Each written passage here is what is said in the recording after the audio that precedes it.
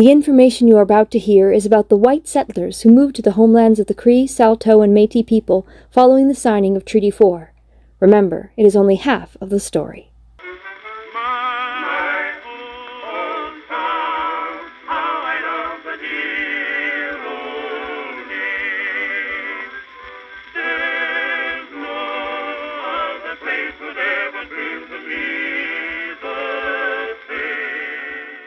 In 1881, this was the only house near what is now Moosomin. It had a dirt floor and sod walls. When these pioneers needed flour, sugar, salt, or tea, they had to travel all the way to Brandon by ox team. In 1919, though, Moosomin had an opera hall where the townsfolk staged this Gilbert and Sullivan show. How does a place go from dirt floors to pinafore in less than 40 years? It takes a train. The Canadian Pacific Railway westward expansion project started from Bonfield, Ontario in 1880. This map showed the intended route. Notice these trails that were used by Cree, Saulteaux, and Métis trappers to bring furs to Fort Ellis, a Hudson's Bay trading post. When the track reached the Moose Mountain Trail, the railway officials noted that this crossing point would be a sensible spot for a settlement and resupply point for the railway. When the construction team continued west, they left behind 4 tents and the founders of Moosomin. 1 tent was for the Northwest Mounted Police, 1 was a boarding tent, 1 was to be used as a land office, and the final one as a store. 2 cousins from St. John, New Brunswick, Robert Duncan McNaughton and James Whiting, had 3 rail cars worth of goods with which to set up shop. R.D. McNaughton Co. Limited was incorporated on July 1st, 1882. The founders' first tasks were to build a well and a windmill. Then they built a wood frame building on skids as the new home for McNaughton's store. This building still exists, though it was moved 1 lot south. It's currently being refurbished.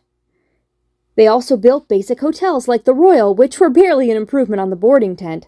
John E. Easton recalled having about 30 roommates. Sleeping accommodations consisted of 1 room that occupied the entire upper story. The beds were represented by a pile of blankets in the corner, and everyone was his own chambermaid. Then came the Queen's Hotel, a step up. It was later converted into 2 houses when a much grander replacement was built, the second Queen's Hotel. Other settlers of 1882 included Moosomin's first doctor, A.J. Rutledge, and the blacksmith John McCurdy, who built the best machine shop in the territories, producing wagons and buggies. A terminology note: the territories refers to the Northwest Territories. When Moosomin was founded, Saskatchewan did not exist. Moosomin was located in the district of Assiniboia in the Northwest Territories. On February 23, 1883, the Moosomin settlement welcomed its first baby, Margaret Middleton Bennett. They celebrated by awarding the infant a town lot, Lot 19, Block 21, which I believe is this lot just beside the current location of the R.D. McNaughton building. Margaret was baptized in a private home, but the founders were eager to have a public place for religious services, as well as a school for their children. They got both for the price of one by constructing a building that was a schoolhouse during the week and a church on Sunday. They borrowed money from the Presbyterian Mission Fund to build the structure, but the church held both Presbyterian and Methodist services. The hard-working settlers found time for play in 1883, too. They held a sports day on July 1st, then called Dominion Day, with a Calathumpian parade. Later that month, a Moosomin dance made the Winnipeg paper. Speaking of papers, Moosomin's was founded on October 2, 1884, by 3 printers from Ontario, E.M. Nolte, G.F. Leeper, and Thomas Beer, the latter of whom lost a finger in the gears printing the first issue. Check out this copy of the front page of the first issue of the Moosomin Courier. The paper was renamed the World Spectator in 1892 and is still printed weekly. 1885 was a dark year. 500 kilometers northwest of Moosomin, a series of battles and other clashes between the Canadian government and the Provisional Government of Saskatchewan, an independent state declared by Louis Riel, resulted in 100 deaths, including the execution of Riel. The Northwest resistance was so concerning to settlers in Moosomin that a train was held in place to evacuate the town if necessary. Many of Moosomin's men enlisted in the Northwest Field Force to fight on the Canadian government's side. G.M. Nolte of the Courier traveled to the front to report on the conflict. The weekly paper became a daily paper for the duration. A lot happened in town, too, in 1885. A new public school, 30 feet by 50 feet with a bell tower, was built for $1,000. The teacher was Mr. T. Dickey.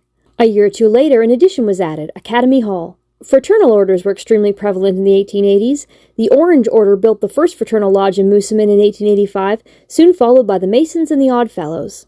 The local Baptist congregation was also founded that year, with services held in the Orange Hall and in the Presbyterian Church. The Anglicans built St. Albans Church, which endures to this day. In 1886, a group of British settlers brought the tradition of hunting with horses and hounds to the prairies. In its heyday, the annual Hunt Week featured 3 days of hunting, a day of races, a pigeon shoot, and the Hunt Ball. The Hunt Club disbanded in 1903, citing the increased use of wire fencing as the reason. Also in 1886, R.D. McNaughton got married to Christina Armour. The bride looked charming in a cream-white satin dress with orange blossoms and rich white veil.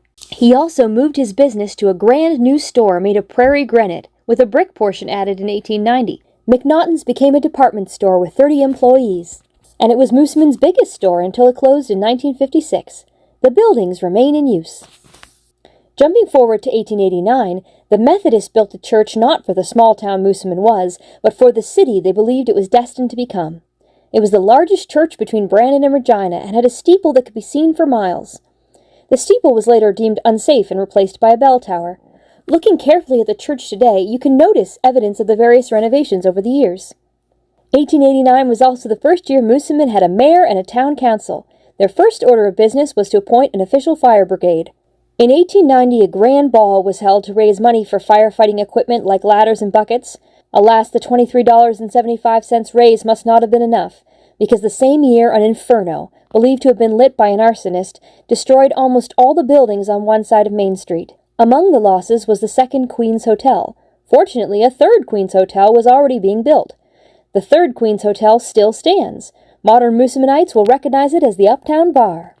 1890 was also the year the Catholics built a small chapel, St. Barnard's, on Myrtle Street. In 1892, the Baptists built Broadway Baptist Church on Broadway Avenue. That was also the year Moosomin resident Oliver Neff created the Moosomin Telephone Company, installing about 30 telephones around town. Moosomin's first telephone operator was Miss Annie Sims. Jumping forward to 1900, a new brick public school was built with 6 rooms, on Windover between Carleton and Mountain. In 1902, the Canadian Bank of Commerce built this bank that still looks great. It's been the RM building since 1938. 1905 was a grand year. Moosomin built a great hall with a town office, fire hall, post office, and 600-seat opera hall. And on September 1st, Saskatchewan became a province. In 1910, Moosomin's population was 1,600, about half what it is today. That year, the town opened a high school, Moosomin Collegiate Institute, with 95 students. The brick school by now had 275 pupils, and taught French, Latin, German, and Greek. 1910 also saw the first car roll into Moosomin, owned by Dr. Wark. 1912 was a banner year for building in Moosomin. This building was built and rented to jeweler Alf Harrison. Notably, the building has been used by jewelers ever since, except for one 21-year period when it was an insurance office. The Land Titles building was built the same year for a whopping $50,000. The Ministry of Defense built the Moosomin Armory for a comparative bargain, $10,400. Looking at the armory today, you can see where there used to be large doors suitable for heavy equipment and horses. In 1913, 2,500 Saskatchewan women signed petitions requesting the right to vote. Moosomin's petition was the longest one. Canada's most famous suffragette, Nellie McClung, even spoke in Moosomin at the Methodist Church. Violet McNaughton of Moosomin founded the Saskatchewan Provincial Equal Franchise Board, an umbrella organization that united many pro-suffrage groups. In 1914, an archduke was shot in Sarajevo, and the Great War began. Many in the Moosomin's Reserve Unit, the 16th Light Horse Cavalry Squadron, deployed immediately. New volunteers came to the Moosomin Armory and enlisted in the A Squadron of the 10th Canadian Mounted Rifles and the 217th Infantry Battalion. On the home front, a group of girls in their teens organized the Patriotic Club for Girls. They raised money for the POW Bread Fund that sent packages of food and supplies to Allied POWs. The girls grew and sold 130 bushels of potatoes and organized socials, whist drives, and an all-girl minstrel show with 50 performers. How you going to keep them down on the farm after they've seen prairie? Hey! All told, they raised $1,575. In 1915, Moosomin voted dry, prohibiting the sale of alcohol. Prohibition lasted here until 1933. One consequence was that all of Moosomin's hotels, which were also bars, went out of business, except for the Queen's, which remained the nicest hotel between Winnipeg and Regina.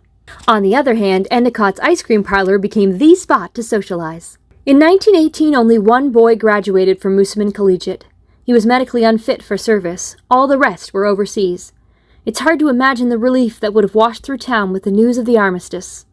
The victory came at a terrible cost. When Moosomin submitted the names of the fallen to the stonemasons that were carving the cenotaph, there was a problem. The list was so long that it took weeks to find a large enough stone. The cenotaph was constructed in 1923. The bronze statue on top was made in Italy and shipped on the steamship Colombo.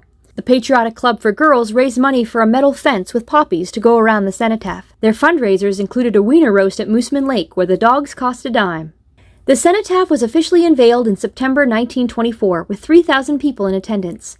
This footage is from the Centennial rededication in 2024. I will leave the intervening century for another video, except for a brief word on some changes to the churches. In 1925, the National Methodist and Presbyterian Churches united, creating the United Church. Moosomin Methodist officially became Bethel United. Many Presbyterians opposed the unification, though, including the congregation in Moosomin. They were not able to keep the church building they had been using since 1903 because it was now a United Church property. It became a garage, then a scout building, and then eventually a Catholic church.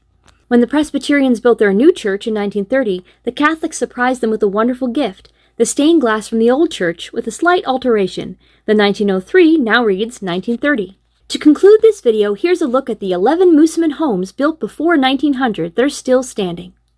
This home belonged to Dr. Wark, owner of Moosomin's first car. He served in World War I and died soon after from war-related disease. This home belonged to James Whiting, the cousin of R.D. McNaughton, who co-founded the store. This home was built on a man-made hill for barrister R.H. Weissman. The surrounding trees were carried from Birdtail Creek 150 at a time. The Maples was owned by saddler and harness maker John Smithers. Built for lumber merchant John Hond with yellow brick from the Moosomin brick plant, this home served as a quarantine house for soldiers after World War I. Fieldstone House was home to Amos Kinslett, who once trained 2 wild elk to pull a cart. He used horses when he operated a freight delivery business. This home was owned by John McCurdy, who donated the lot for the First Baptist Church. This home was built for Louis Ramode St. Louis. He specifically promised his bride a home in the Italianate style in exchange for coming west. This hurricane frame home was owned by doctors and used as both a residence and a doctor's office. First by Dr. Carter and then Dr. Tanner, a surgeon killed in action in World War I. This home was built for the bank manager of the Union Bank and later owned by the Canadian Bank of Commerce for use by its bank managers. This house was built by Charles H. Shear, a bricklayer who left England for a drier climate. He eventually gave up bricklaying to run a small bake shop and confectionery. The Moosomin Heritage Walking Tour also includes 12 homes built after 1900.